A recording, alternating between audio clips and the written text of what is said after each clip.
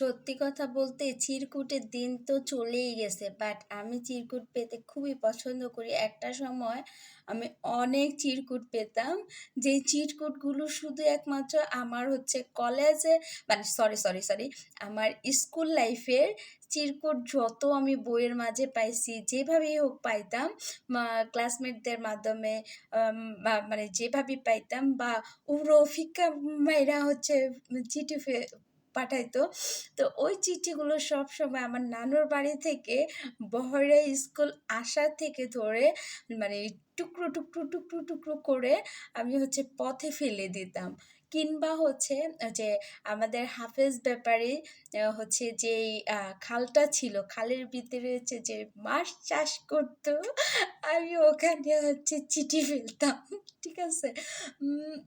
হচ্ছে আম আমি এমনও চিঠি পাইছি মানে এইরকম হচ্ছে পিসটা আর মানে বড় বড় আগের দিনের কিন্তু চিঠি ছিল। তো এমনকি বিদেশ থেকে হচ্ছে তখন তো হচ্ছে ফোনই ছিল না ঠিক মতো। বিদেশ থেকে হচ্ছে প্রায় 12 পাতায়, না সরি, প্রায় না 12 পাতা মানে 24 পৃষ্ঠায় একটা চিঠি পাঠাইছে। হ্যাঁ, আমি তখন হচ্ছে ক্লাস 8-এ। আমার অ্যাকচুয়ালি এই ধরনের কোনো কিছুই থাকতো না, লক্ষ্য উদ্দেশ্য কোনো কিছুই ছিল না। তো হচ্ছে আমি কাউকে মানে কেউ যদি হচ্ছে আমাকে পছন্দ করতো, আমি আমার ক্লাসমেটদের সাথে আমি ইনভলভ করায় দিতাম। ঠিক আছে? সত্যি কথা বলতে আজকে কিছু কথা বলি। মানে আমি হচ্ছে আমার ক্লাসমেটদের সাথে ইনভলভ করায় দিতাম, আমি সাইড কেটে থাকতাম। বা হচ্ছে আমার কাছে যে মানে মাঝে মাঝে হতো না যে হ্যাঁ, আম কেউ চিঠি দিত, আমি বলতাম কি, আমি বলতাম আচ্ছা শুনুন, আপনি কি পাগল? ঠিক আছে, আমার ওরে দিয়া এই কাজ হইব না। তার চাইতে ভালো, আচ্ছা আমি নাম না করি, মানে আমার ক্লাসমেটদের বলতাম ও খুব সুন্দর দেখছেন, ও খুবই সুন্দর, খুবই লম্বা, খুবই এত স্মার্ট, আপনি ওর সাথে প্রেম করেন কাজে দিব, আমার সাথে প্রেম করে কাজে দিব। তো এরকম করতাম। মানে যখনই অফার আসতো তখনই হচ্ছে মানে পাস করে দিতাম। বড় স্কুলের সবচেয়েতে এই ইয়েগুলো খুব রিস্কে গেছে। তারপর তো হচ্ছে একটা সময় হচ্ছে মানে এখনো সেই মানুষগুলো আমার সাথে খেপা। ঠিক আছে? ওই বড় ভাইগুলো এখনো আমার সাথে খেপা। আর কিভাবে বুঝলাম তাও বলতেছি।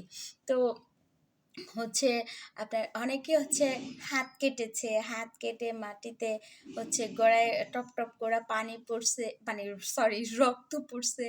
আমি হচ্ছে সেইটা দেখে হাসছি, আমার আন্টিরা দেখে হচ্ছে অবাক হয়ে গেছে, আমার থাপ্পড়ে মারছে, তোর মতো পাষাণ দুনিয়াতে না, তুই কি মাইয়া, তোর কি হৃদয় বলতে কিছু আছে? আমি বলি, না আন্টি আমার কিছু নাই। হ্যাঁ, সেখান থেকে বাড়ি আমি চলে যেতাম। তারপর হচ্ছে আমার ক্লাসমেটের কিছু হচ্ছে মানে আমাদের মানে বড় স্কুলের পাশে বাড়ি ছিল। তো হচ্ছে সেখান থেকে হচ্ছে মানে পাগলের মতো এক বড় ভাই মানে সব মানে খুবই ইয়ে করতো। পরে হচ্ছে তারা প্ল্যান করছে যে আমার কিডন্যাপ করে তুলে নিয়ে যাবে। হুম, তো এই কথাটা আবার আমার ক্লাসমেটই আমার বলে দিচ্ছে। আমি কারোর নাম উল্লেখ করবো না। আমার ক্লাসমেটই আমার বলে দিছে।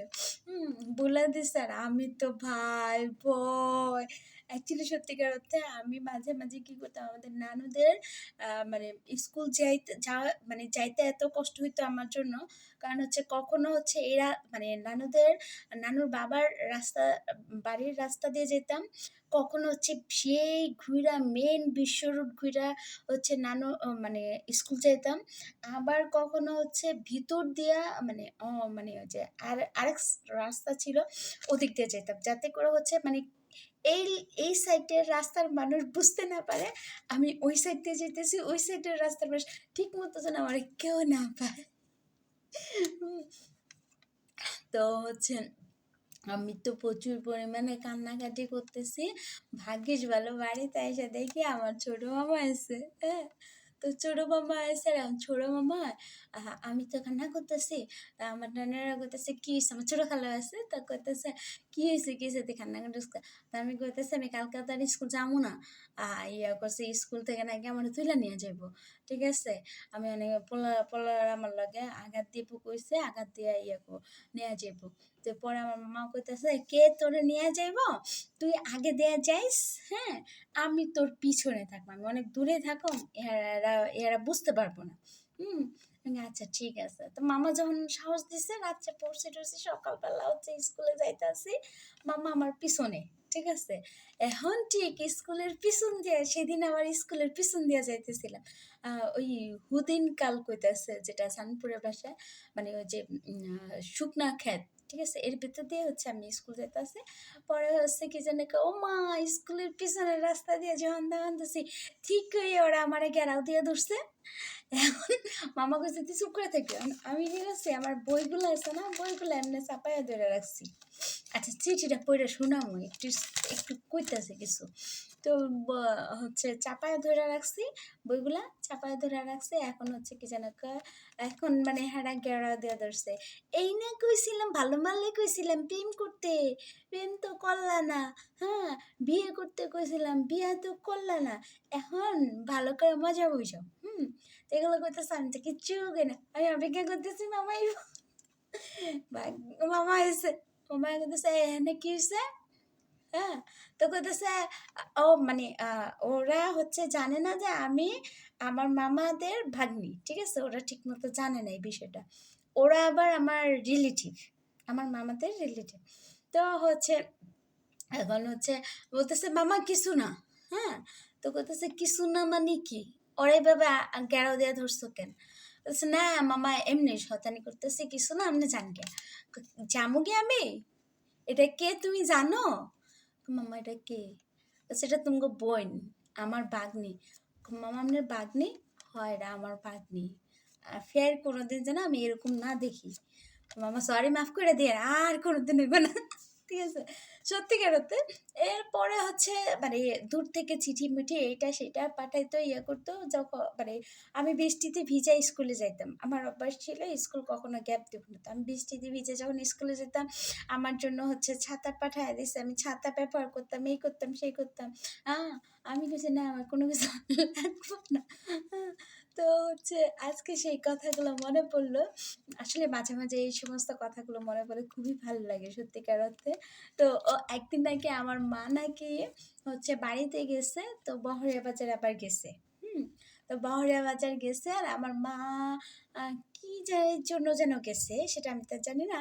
ও ব মানে দলিলের জন্য, মাদের জমিনের কিছু সমস্যা আছে। তো এই দলিলের জন্য। তো ওইখানে হয়তো কোনো দোকানের কাছে বা কোনো কিছু দাঁড়াইছে। তো দাঁড়াইছে আর পরে যারা কথায়, কথায় বলতেছে, "আচ্ছা মারে সালাম দিয়ে বলতেছে, 'আন্টি আপনি কোথা থেকে আসছেন? আপনাকে তো ঠিক চিনলাম না।' মা কইতাছে যে, "আমি হচ্ছে কি যেন কয়, এমক বাড়ি এমক, এমক আমার মেয়ে তো হচ্ছে বহড়া স্কুল পড়ছে।" কয়, "আপনার মেয়ের নাম কি?" কয়, "মাইমুন।" কয়, "আপনার মেয়ের নাম মাইমুন? আমি যদি জানতাম আপনি হচ্ছে মাইমুনের মা, তাহলে আপনার ইয়ানে আমি খাড়ইতে দিতাম না।" ঠিক আছে? কয়, "কেন বাবা কি হইছে?" কয়, "জানেন, আমার এখনো বুকটা জ্বললা উঠে। আমি আপনার মাইয়ারে কইছি বিয়ে করবো। আপনার মাইয়ারে কোনোভাবেই আমি রাজি করাইতে পারি না। আপনার মাইয়ার কথা একটাই, আম হচ্ছে কি যেন আপনার মাইয়া পড়ালেখা করব। এখনো আমার সেই কষ্ট জ্বললা উঠলো। ঠিক আছে? এত বছর পর। মানে উনি হচ্ছে বিয়ে শাদী কইরা হচ্ছে প্রায় হচ্ছে কি যেন কয় ২ বৎসর বাপ হইয়া গেছে। এখনো তার মনে মানে আমার প্রতি ক্ষোভ রয়ে গেছে। তো এইরকম ক্ষোভ আমার প্রতি মানে আমার উপর অনেকেরই আছে। এটা আমি ভালো করে জানি। আমার দোষ নাই ভাই। আমি ছোটবেলা থেকে একটাই কথা, আমি প্রেম প্রীতি ভালোবাসা অলঙ্কারের ধারে কাছে নাই। ঠিক আছে? তো এইগুলাতে আমাকে কেউ ফাঁসাইতে পারে না। তো যাই হোক, এই চিঠিটা ছিল আমার মেয়ের জন্য। আজকে ১ম আমি চিঠিটা মেয়ের জন্য লিখেছি। কারণ হচ্ছে মেয়ের দাঁত পড়েছে। মেয়ে বলেছে পড়ি নাকি হচ্ছে চিঠি রে মানে দাঁত যদি বালিশের নিচে রেখে যায় তাহলে হচ্ছে পড়ি গিফট এবং চিঠি রেখে যায়। তো সেই সুবাদে এখন পড়ি আর পাবো কোথায়? আমিই পড়ি হয়ে গেছি মেয়ের জন্য। তাই হচ্ছে মেয়ের জন্য চিঠি লিখেছি। চিঠিটা হচ্ছে পড়ে শোনানোর মতো সময় হলো না। ১০ মিনিট হয়ে যাচ্ছে, তাই হচ্ছে ক্লোজ করে নিচ্ছি। পরে শুনে নিবেন পরের ভিডিওতে। ধন্যবাদ সবাইকে। ভালো থাকবেন। আসসালামু আলাইকুম।